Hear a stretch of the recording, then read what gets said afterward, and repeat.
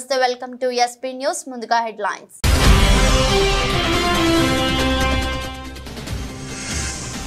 Supreme court తీర్పుకు అనుగుణంగా A B C D వర్గీకరణ చేసేందుకు తెలంగాణ ప్రభుత్వం నిర్ణయం అసెంబ్లీలో ప్రకటించిన ముఖ్యమంత్రి రేవంత్ రెడ్డి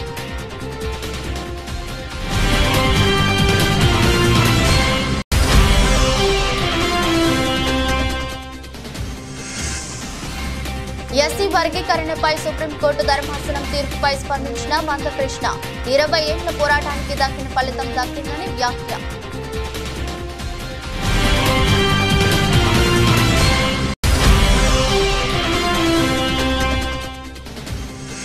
సూపర్ 6 అటకెక్కుతుందన్న వైసీపీ మాజీ ఎమ్మెల్యే చిర్లా జగ్గిరెడ్డి హామీలు కేవలం ఓట్ల కోసమేనా అంటూ విమర్శలు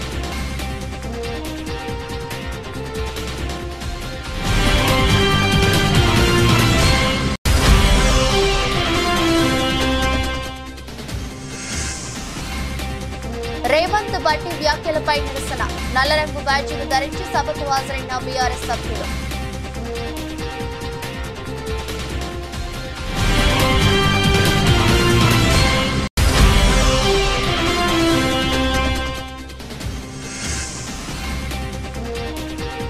స్పిన్ పిచ్లపై ఇలా ఆడితే కుదరదు టీమిండియా ఆటగాళ్లకు head coach Gautam Gambhir class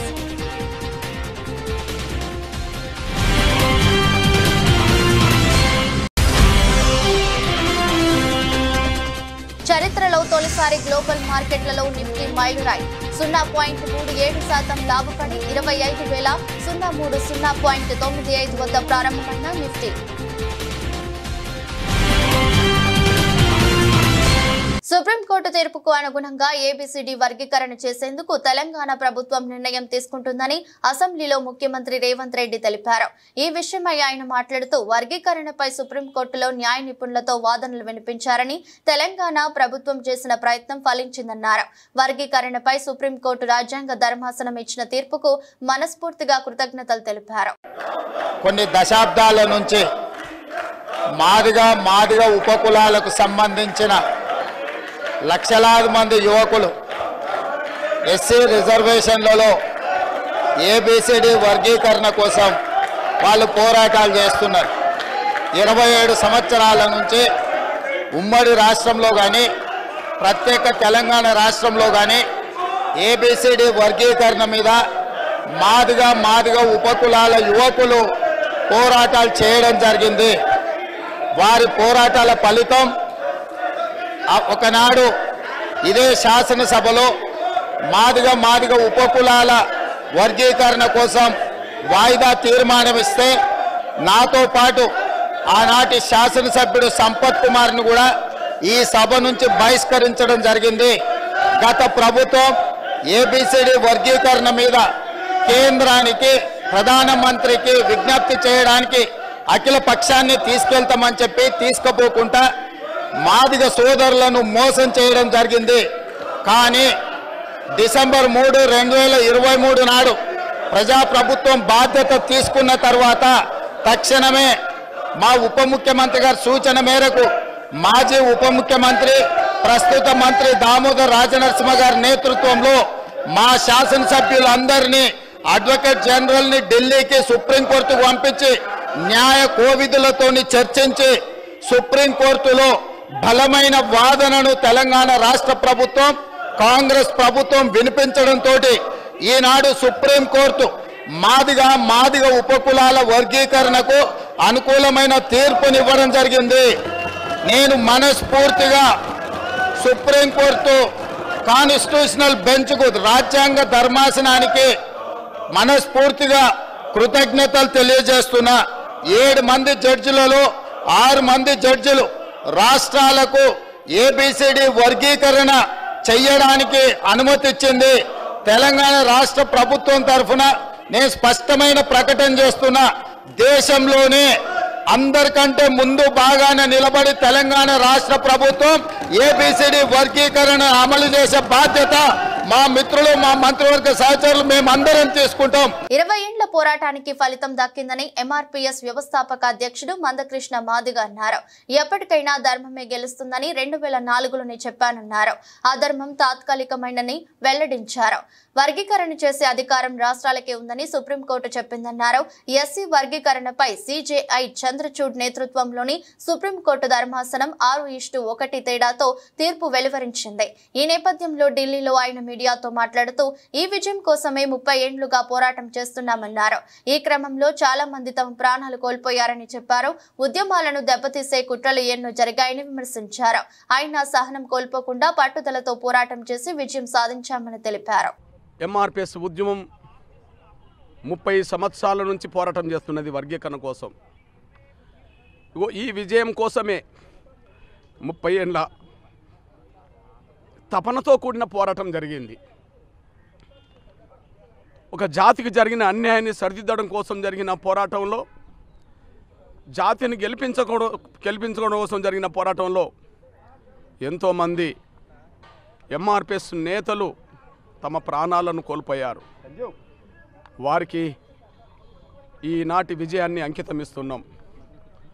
30 ఏళ్ళుగా అలుపెరగని పోరాటం చేస్తూ వచ్చిన, కష్టాలు వచ్చినా, బాధలు వచ్చినా, దెబ్బలు తగిలినా, జైలు పాలైనా, నిందలు పడ్డా, ఎన్ని రకాలుగా అవాంతరాలు అడ్డంకులు ఎదురైనా మొక్కవోని దీక్షతో, అకటింత పట్టుదలతో 30 ఏళ్ళుగా ఉద్యమాన్ని ముందుకు నడిపించిన ఎంఆర్పీఎస్ మాదిగ బిడ్డలందరికీ ఈ విజయాన్ని అంకితం ఇస్తున్నాం.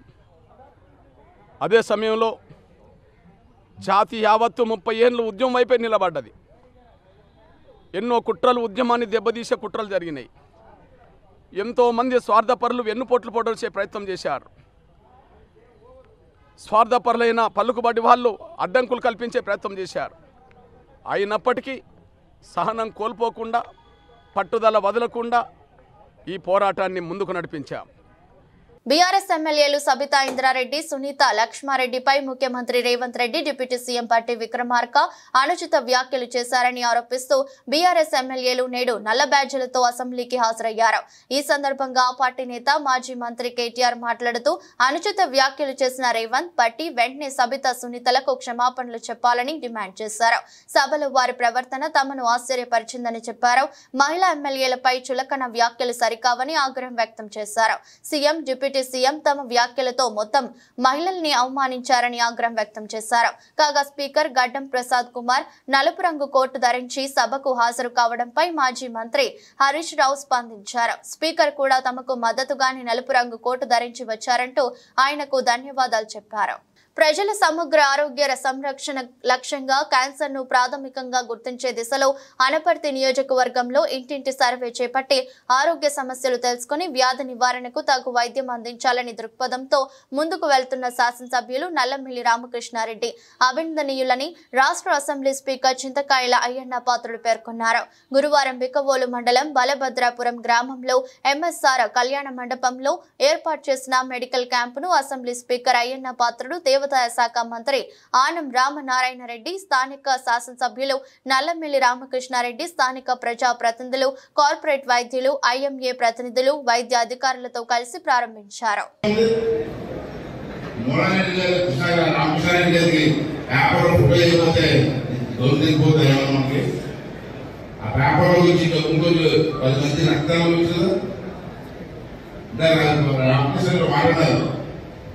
వాళ్ళు వస్తున్నప్పుడు ఎక్కడ చూసినా క్యాన్సర్ తిరిగితే డాక్టర్స్ ప్రతి ఏరియా కూడా క్యాన్సర్ అనుకో.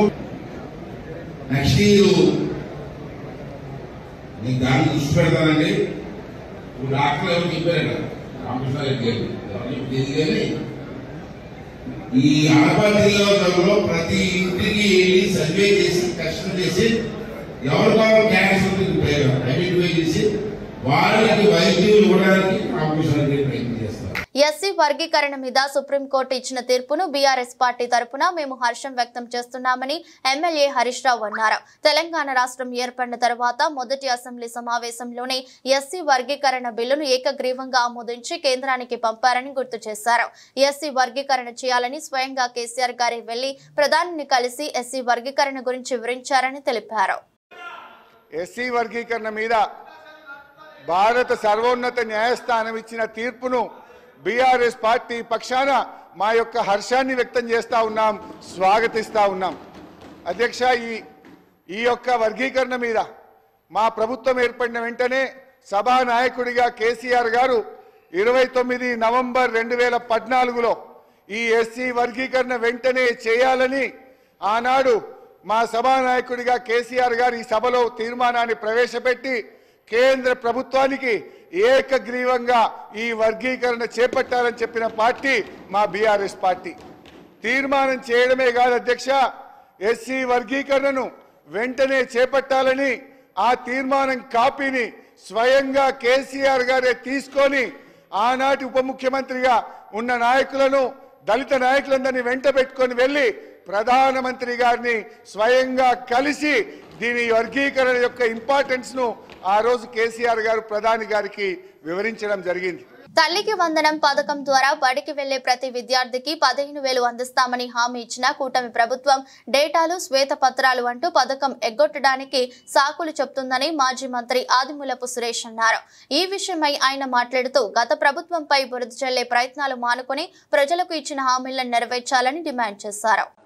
ఈ డ్రాప్ అవుట్ రేట్స్ తగ్గించే కార్యక్రమంలో భాగంగా అమ్మఒడి కార్యక్రమం ఒక గొప్ప పథకం, జగన్మోహన్ రెడ్డి గారు తీసుకొచ్చినటువంటి గొప్ప పథకం అమ్మఒడి కార్యక్రమం. సరే, అమ్మఒడి పేరు పెడితే మళ్ళా మమ్మల్ని ఫాలో అవుతారు, వాళ్ళ పథకాలు ముందు తీసుకుపోతారనే వాళ్ళు ఒక భ్రమ వారు మరి అనుకున్నారేమో మనకు తెలియదు. కానీ దాని పేరు మార్చినారు, అమ్మకి వందనం అనే పేరు పెట్టి అంతకన్నా మెరుగ్గా చేస్తాం.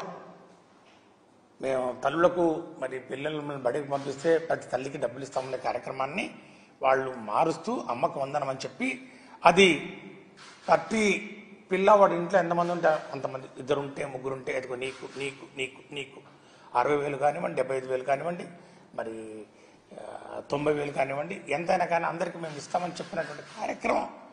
ఆ యొక్క అమ్మఒడి కార్యక్రమాన్ని ఈరోజు పేరు మార్చి అమ్మకు వందనం అనే కార్యక్రమం వాళ్ళు పెట్టి అంతకన్నా మెరుగ్గా ఇస్తామని చెప్పి బళ్ళు తెలిసి 2 నెలలు అవుతా ఉంది. వాళ్ళు ప్రభుత్వం వచ్చి కూడా 50 రోజులు అవుతా ఉంది. ఇదిగో ఆ తల్లులందరూ కూడా ఎదురు చూస్తున్నటువంటి పరిస్థితులు, పిల్లలందరూ కూడా ఎదురు చూస్తున్నటువంటి పరిస్థితుల్లో దాన్ని సడి తప్పుడు లేదు, దాని యొక్క జాడ కనపట్లేదు. మరి చావు కబురు చల్లగా అన్నట్టు ఈరోజు దాన్ని మళ్ళా ఇది సంవత్సరం మేము ఇవ్వటం లేదు అని చెప్పి ఏదో ఒక సాకు మళ్ళా ప్రతి కార్యక్రమం వెనక ఈ టీడీపీ యొక్క ఆలోచన విధానం యొక్క భావజాలం సాకులు చెప్తారు. ఆ సాకులు చెప్పడానికి అనేకమైనటువంటి మార్గాలు ఎత్తుక్కుంటారు. దానికి ఒక శ్వేతపత్రం అంటారు, లేకపోతే డేటా అంటారు, లేకపోతే ఇంకొక పేరు పెడతారు. మరి అవన్నీ తయారు చేయడానికి మరి వైసీపీ ప్రభుత్వం చేసినటువంటి కార్యక్రమాల మీద బురద జల్లే మరి పన్నీలో మాత్రం వాళ్ళకి డేటా అవసరం లేదు, వాళ్ళ గణాంకాలు అవసరం లేదు, వాళ్లకు సైంటిఫిక్ అనాలిసిస్ అవసరం లేదు. కానీ విషయం చెప్పే కార్యక్రమం చేస్తారు. వారు ఇచ్చినటువంటి హామీలు అమలు చేసే కార్యక్రమంలో మాత్రం డేటా కావాలి. ఇది ఎక్కడే? ఇవన్నీ కూడా నేను ఈ 4 అంశాలు ప్రధానంగా రాష్ట్ర ప్రజల దృష్టికి తీసుకురావాలని చెప్పి ఈరోజు ఇక్కడికి రావడం జరిగింది. ఎందుకంటే ఈరోజు వాళ్ళు ఇచ్చినటువంటి హామీలు నెరవేర్చే క్రమంలో వాళ్ళు ఏ విధంగా కుంటి సాకులు చూపుతూ దాన్ని తప్పించి దాన్ని దాటవేసే కార్యక్రమం చేస్తున్నారో ఒకసారి రాష్ట్ర ప్రజలు కూడా గమనించాలి. భద్రాచలం ఎమ్మెల్యే తెల్లం వెంకట్రావు బారాస పార్టీలోకి వెళ్తున్నారని నిన్నటి నుంచి సోషల్ మీడియాలో హల్చల్ జరుగుతుందని, అదంతా అబద్ధమని భద్రాచలం ఎమ్మెల్యే తెల్లం వెంకట్రావు స్పష్టం చేశారు. భద్రాచలం నియోజకవర్గం నుంచి బారాసాలో ఎమ్మెల్యేగా పోటీ చేసి బారాస నుంచి గెలిచి భద్రాచలం నియోజకవర్గం అభివృద్ధి కోసం కాంగ్రెస్ పార్టీలో చేరడం జరిగిందని తెలిపారు. భద్రాచలం అభివృద్ధి కోసం నేను కట్టుబడి ఉన్నానని మంత్రి పొంగులేటి శ్రీనివాసరెడ్డి ఆధ్వర్యంలో ముఖ్యమంత్రి రేవంత్ రెడ్డి సమక్షంలో కాంగ్రెస్ పార్టీలో చేరడం జరిగిందని తెలిపారు. నిన్నటి నుంచి సోషల్ మీడియాలో నాపై వందుతున్న అబద్ధమని ప్రజలు ఎవరు నమ్మవద్దని తెల్లం వెంకట్రావు తెలిపారు. భద్రాచలం అభివృద్ధి కోసం అహర్నిశలు నేను కృషి చేయడం జరుగుతుందని తెలిపారు. నిన్న నా మీద సోషల్ మీడియాలో వచ్చినది నేను మళ్ళీ బీఆర్ఎస్ పార్టీలోకి వెళ్తున్నానన్నమాట అబద్ధం. ఎందుకంటే ఒక్కసారి నేను డెసిషన్ చేసి భద్రాచలం అభివృద్ధి కొరకు కాంగ్రెస్ పార్టీ అయితే అభివృద్ధి చెందుద్దని ఏదైతే నా గురువు గారైన పొంగులేటి శ్రీనివాసరెడ్డి గారి ద్వారా నేను కాంగ్రెస్ పార్టీలో జాయిన్ అయ్యాను. గౌరవ ముఖ్యమంత్రి రేవంత్ రెడ్డి గారి ఆశీస్సులతో మరియు తుమ్మల నాగేశ్వర గారి ఆశీస్సుతో, నా గురువు అయిన పొంగులేటి శ్రీనివాసరెడ్డి గారి ఆశీస్సుతో, డిప్యూటీ సీఎం బట్టి విక్రమార్క ఆశీస్సుతో భద్రాచలం అభివృద్ధి చెందుతుందని ఆశతో వెళ్ళాను. అదే ఆశతో ఉన్నాను తప్ప వేరేదైతే ఎటువంటి అపోహ చెందొద్దు. ఇది బీఆర్ఎస్ ప్రాపగండా అని నేను ఖచ్చితంగా చెప్తున్నాను. ఇంకా ఒక్కసారి జీవితంలో నేను తీసుకున్న స్టెప్ని మళ్ళీ తీసుకొని మరి నా రాజకీయ భవిష్యత్తు ఉందా లేదని తెలియదు కానీ ప్రజల అభివృద్ధి, నాకు ఆశీస్సులే ఉన్నాయి. ప్రజలు అభివృద్ధే నాకు ముఖ్యమని మీకు తెలుపుతున్నాను. మీరు ఎటువంటి అపోహ చెందితే నేను కాంగ్రెస్ పార్టీని కొనసాగుతున్నాను. అమలు చేయలేని హామీలను ప్రజలకు ఇచ్చి వారిని మోసం చేస్తూ ఇచ్చిన హామీలను చంద్రబాబు నాయుడు బుట్ట దాఖలు చేయడానికి ప్రయత్నిస్తున్నారని మాజీ శాసనసభ్యులు చిర్ల జగ్గిరెడ్డి ఆరోపించారు. రావులపాలెం వైఎస్ఆర్ కాంగ్రెస్ పార్టీ కార్యాలయంలో పార్టీ శ్రేణులతో కలిసి మీడియా సమావేశం నిర్వహించారు. ఈ సందర్భంగా ఆయన మాట్లాడుతూ రాష్ట్ర ప్రభుత్వం పూర్తి స్థాయి బడ్జెట్ ప్రవేశపెట్టకుండా మరో 3 నెలలు ఓటాన్ అకౌంట్ వెళ్లింది. 7 నెలల పాటు ఓటాన్ అకౌంట్ బడ్జెట్ కు వెళ్లడం బహుశా ఇదే మొదటిసారి. చంద్రబాబు 100 కోట్ల రూపాయలు ఖజానా జగన్ కు ఇస్తే జగన్ 7,000 కోట్ల రూపాయలపైనే ఖజానాలో ఉంచడం జరిగింది అని, బడ్జెట్ ప్రవేశపెడితే ఏ పథకానికి ఎంత కేటాయించారో చెప్పవలసి వస్తుందని బడ్జెట్ ప్రవేశపెట్టకుండా నానుస్తున్నారని అన్నారు. అమ్మఒడి కార్యక్రమం ద్వారా మరి 26,067 కోట్లు 26,000 కోట్లు అమ్మఒడి కార్యక్రమం ద్వారా మరి సుమారు 43 లక్షల మంది తల్లులకి ఆ రోజు మేము అమ్మఒడి కార్యక్రమం ద్వారా అందజేస్తాం. కానీ ఈ రోజున కనీసం ఎప్పుడు ఇస్తారో తెలియనటువంటి మరి వివరాలు చెప్పకుండా అమ్మఒడిని, ముఖ్యంగా అమ్మఒడి పేరు మార్చి తల్లికి వందనాలు పెట్టినటువంటి ఈ కూటమి ప్రభుత్వం తల్లుల్ని ముఖ్యంగా మొట్టమొదటిసారిగా మరి మోసం చేశారని ఈ సందర్భంగా మీకు తెలియజేస్తున్నాం. అలాగే రైతు భరోసా కార్యక్రమం జగన్మోహన్ రెడ్డి గారే ఉండుంటే ఈ పాటికి రైతు భరోసా కనీసం పెట్టుబడి సొమ్ములు రైతులకు ఇచ్చే పరిస్థితి ఉంది. ఇవాళ పెట్టుబడి సొమ్ములు ఇవ్వలేదు సరిగదా, ఏదైతే ధాన్యం డబ్బు లేదు సరిగదా, ఉచిత బీమా, ఉచిత పంటల బీమా డబ్బు ఇన్సూరెన్స్ ప్రభుత్వం కట్టాలి. అది కూడా 1 రూపాయి ఇప్పటివరకు జమ చేసిన పాపాను పోలేదు. మరి అలాగే ఏదైతే మరి ఈ రాష్ట్రంలో పోలవరం మనకి ఏదైతే జీవనాడిగా ఉన్నటువంటి పోలవరం అసలు మరి ఆ రోజు 2014లో నారా చంద్రబాబు నాయుడు గారు దానికి కేవలం 20,398 కోట్లు ఇస్తే చాలు, 50,000 కోట్లు ఖర్చుంటే కేవలం 20,000 కోట్లు మాకు ఇస్తే చాలు, నేను నామినేషన్ పద్ధతుల మీద నాకు కావలసిన వారికి ఇచ్చుకుంటాననే విధంగా ఆ రోజు కేంద్రం దగ్గర 2013-14 ఎస్టిమేట్లకి డబ్బు మరి ఆయన తీసుకుని ఆ రోజు మరి పోలవరాన్ని కూడా అటకెక్కించే కార్యక్రమం నారా చంద్రబాబు నాయుడు గారు చేశారని ఈ సందర్భంగా మనం చేస్తున్నా. సుమారు 50,000 కోట్ల అవసరం అవుతూ ఉంటే కేంద్రం దగ్గరికి వెళ్లి ఒప్పందం చేసుకుని అది 2019లో 2014 ఎస్ఎస్ఆర్ రేట్లకి మరి ఆ రోజు 2019లో చంద్రబాబు నాయుడు గారు వచ్చి ఒప్పందం కుదుర్చుకుని వచ్చారని చెప్పి ఈ సందర్భంగా తెలియజేస్తున్నా. సీజనల్ వ్యాధులు వ్యాప్తి చెందకుండా అధికారులు, ప్రజలు అప్రమత్తతో వ్యవహరించాలని జిల్లా కలెక్టర్ వల్లూరి క్రాంతి అన్నారు. కలెక్టరేట్ లోని వీడియో కాన్ఫరెన్స్ హాల్లో జిల్లాలోని పంచాయతీరాజ్ మండల ప్రత్యేక అధికారులు, వైద్యాధికారులు, మండల పరిషత్ అధికారులు, మున్సిపల్ కమిషనర్లతో సీజనల్ వ్యాధులపై సమీక్ష సమావేశాన్ని నిర్వహించారు. ఈ సందర్భంగా జిల్లా కలెక్టర్ మాట్లాడుతూ జిల్లాలో డెంగ్యూ, టైఫాయిడ్, మలేరియా లాంటి సీజనల్ వ్యాధులపై ప్రజలకు అధికారులు అవగాహన కల్పించాలని శుక్రవారం డ్రై డే కార్యక్రమాన్ని అన్ని గ్రామ పంచాయతీలలో, మున్సిపాలిటీలలో నిర్వహించాలన్నారు.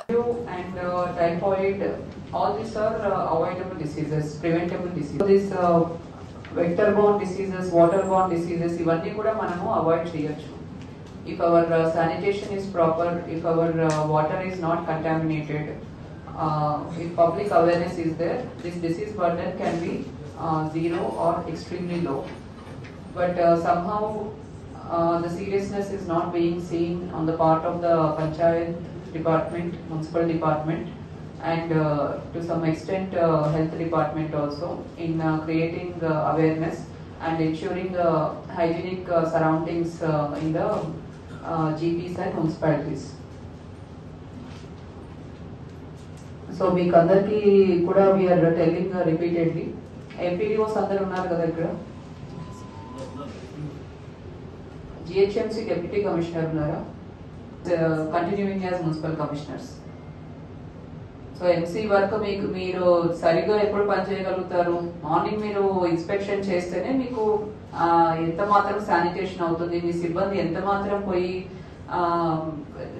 డోర్ టు డోర్ కలెక్షన్ చేస్తున్నారు, ఎక్కడెక్కడ గార్బేజ్ వలరబుల్ పాయింట్స్ ఉన్నాయి, ఎక్కడెక్కడ వాటర్ స్టాగ్నేట్ అవుతుంది, ఇవన్నీ మీకు తెలియాలంటే first you should be on the field.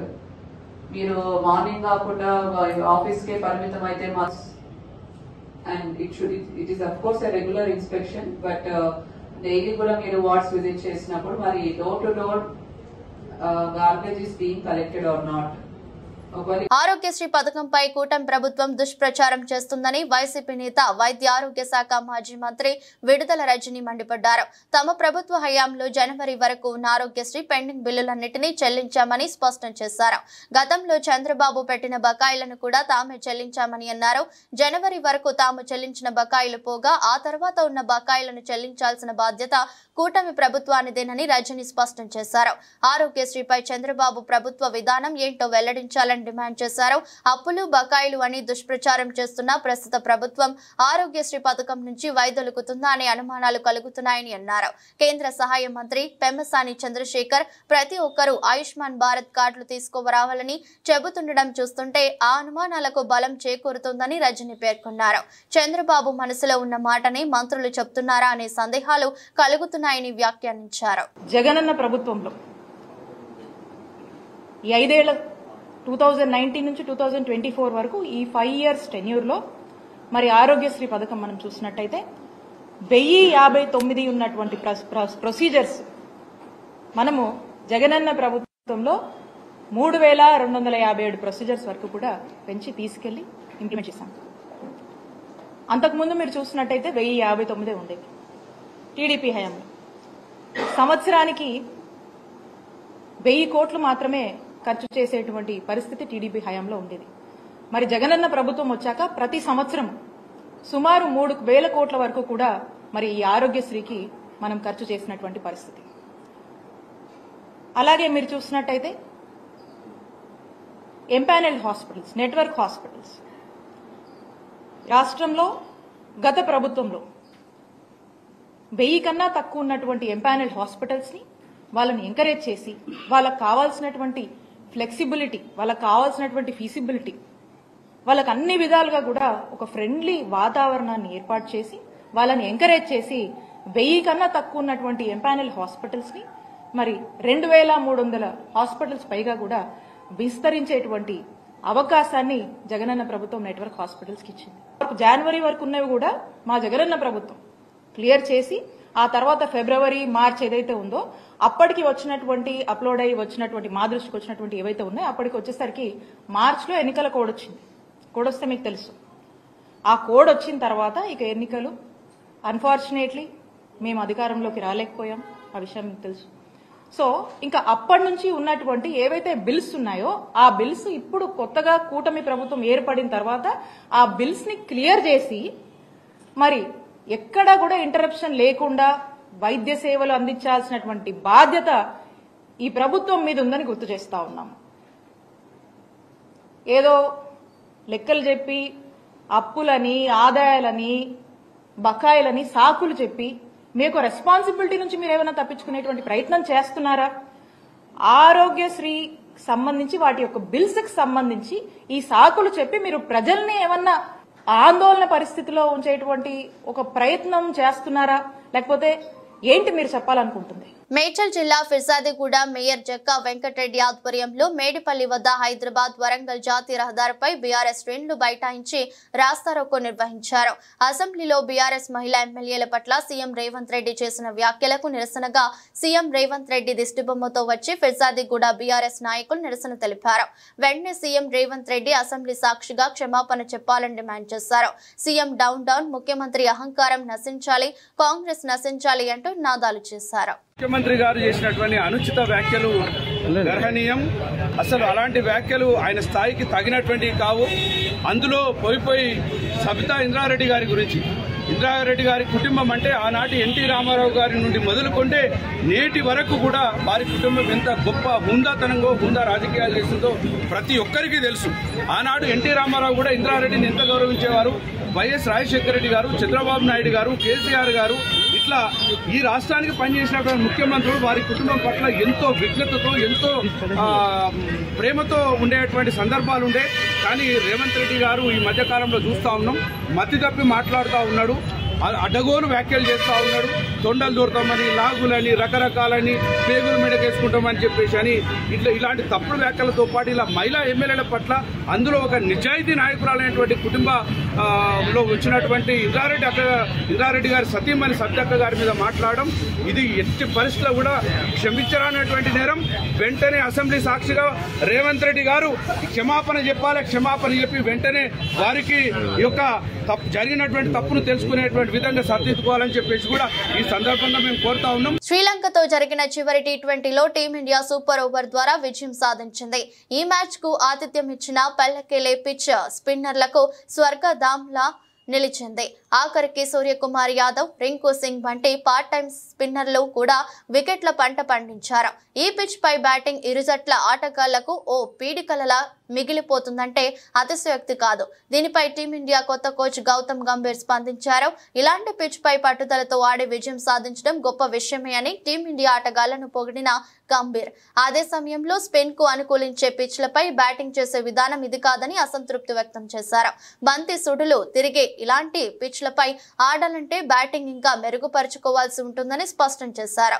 నిన్నటి మ్యాచ్ లో చివరి వరకు పోరాడడం మాత్రం టీమిండియా జట్టులో మెచ్చుకోదగిన అంశమని గంభీర్ పేర్కొన్నారు.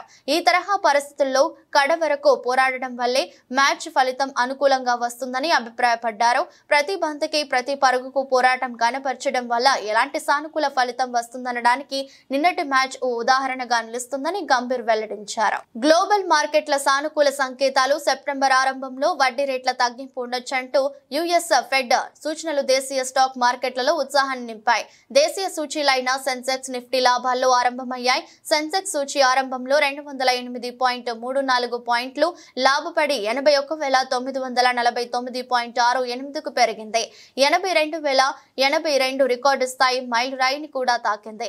ఇక ఆరంభంలో 92.15 పాయింట్లు లాభపడ్డ ఎన్ఎస్ఈ నిఫ్టీ సూచీ రికార్డు సృష్టించింది. చరిత్రలో తొలిసారి 25,000 మైల్ రాయిని తాకింది. 0.37% లాభపడి 25,030.95 వద్ద ప్రారంభమైంది.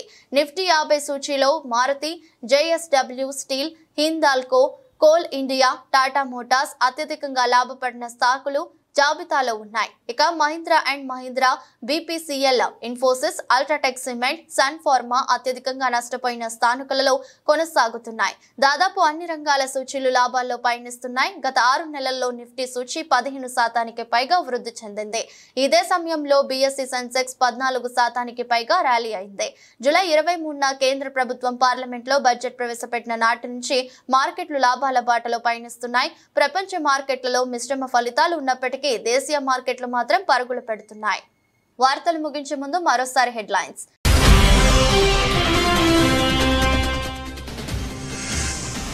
సుప్రీంకోర్టు తీర్పుకు అనుగుణంగా ఏబిసిడి వర్గీకరణ చేసేందుకు తెలంగాణ ప్రభుత్వం నిర్ణయం. అసెంబ్లీలో ప్రకటించిన ముఖ్యమంత్రి రేవంత్ రెడ్డి.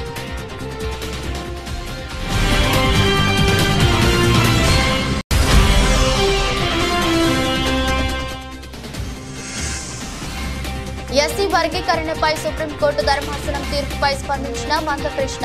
20 ఏళ్ల పోరాటానికి దక్కిన ఫలితం దక్కిందని వ్యాఖ్య.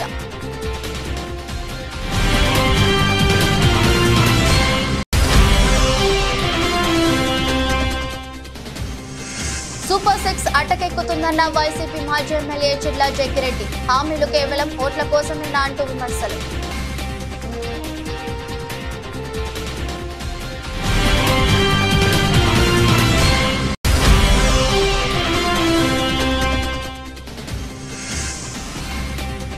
రేవంత్ బట్టి వ్యాఖ్యలపై నిరసన. నల్లరంగు బ్యాడ్జీలు ధరించి సభకు హాజరైన బీఆర్ఎస్ సభ్యులు.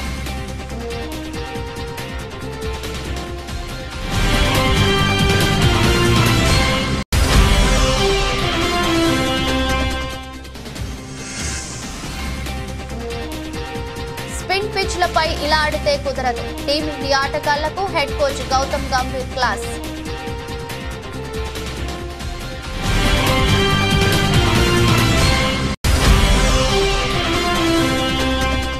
చరిత్రలో తొలిసారి తొలిసారి గ్లోబల్ మార్కెట్లలో నిఫ్టీ మైలురాయి 0.37% లాభపడి 25,030.95 వద్ద ప్రారంభమైన నిఫ్టీ.